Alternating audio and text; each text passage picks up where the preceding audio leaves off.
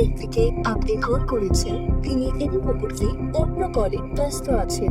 অনুগ্রহ করে অপেক্ষা করুন বা কিছুক্ষণ পর আবার কল করুন।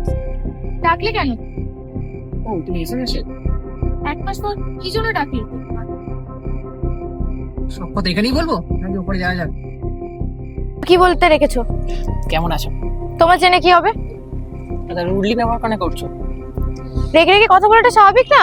আর কেন, কারণটা কি? সেদিনকারে তুমি কি করেছিলে আমার সাথে? তুমি ভুলে যেতে পারো, আমি না। ক্যাফেতে? ক্যাফের কথা বলছো? হ্যাঁ, লাস্ট দেখা আমাদের ওটাই। আরে সত্যি বলতে কাজের চাপটা প্রচন্ড হারে বেড়ে গেছে। চুপ করো। কাজ তোমার আগেও ছিল, কাজটা রিজন দেখিও না। তুমি বলছিলে তোমার কথা বলতে আর ভালো লাগছে না, আমার সাথে থাকতে আর ভালো লাগছে না, তাই আমি তোমার লাইফ থেকে চলে গেছি। যেতে বলে তুমি সত্যি চলে যাবে? তো সেদিনকার ব্যবহারটা কি করেছিলে সবার সামনে? সবার সামনে বলেছিলে চলে যেতে। সেদিনের জন্য ক্ষমা চাইছি। নাটকটা কম করো। সেদিনকার ব্যাপারটা তুমি ভুলতে পারো, আমি না। আচ্ছা সেদিনের কথা ভুলে যাও। দুদিন ধরে তোমার কল করছি কনস্ট্যান্ট বিজি। কার সাথে ছিলে? একটা বন্ধু ছিল। ও কে সেই মন ব্যক্তি? তোমাকে কেন বলবো? কারণ আমি তোমার ভালো বন্ধু হই। ছিলে, এখন না। এই দেখো সত্যি বলতে আমি এই এক মাসে একটা জিনিস যা বুঝেছি, তোমার কাছে তো থাকা যায় না।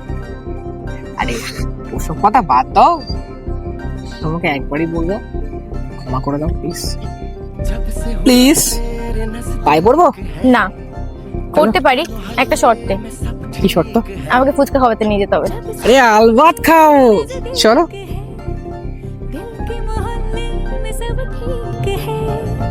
जरा सा किताबों में कम ध्यान है, ज्यादा तेरे ख्यालों में है।